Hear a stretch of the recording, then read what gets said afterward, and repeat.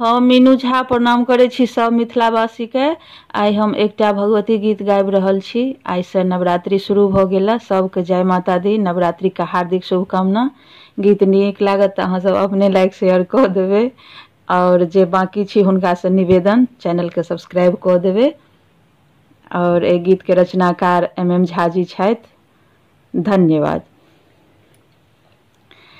हे लाल लाले लाल मैया के चुनरी लाल, हे लाल लाले लाल मैया के चुनरी लाल, हे लाल लाले लाल मैया के चुनरी लाल, हे लाल लाले लाल मैया के चुनरी लाल, हे लाल लाले लाल मैया के चुनरी लाल, हे लाल लाले लाल मैया के चुनरी लाल।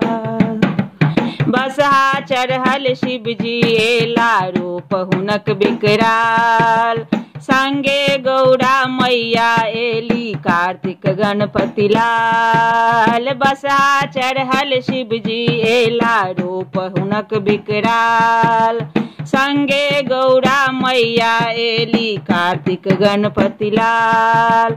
शेर सवारी एली भवानी, शेर सवारी एली, हे शेर सवारी एली भवानी, पहिर के साड़ी लाल, लाल लाले लाल मैया के चुनरी लाल, हे लाल लाले लाल मैया के चुनरी लाल। अवधपुरी सो राम जिएला भेलै जय जयकार, संगे सीता मैया एली देखू छवि निहार।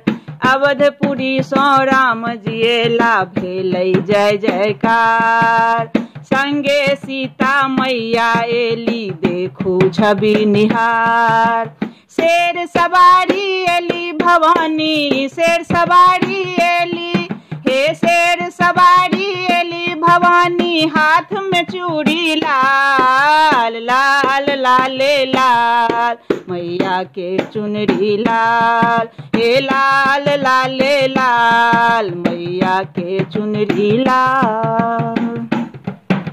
वृंदावन सौ कान्हा एला बाल सखा गोपाल, संगई राधा रानी एली देखू छवि निहार। वृंदावन सौ कान्हा एला बाल सखा गोपाल, संगे राधा रानी एली देखू छवि निहार।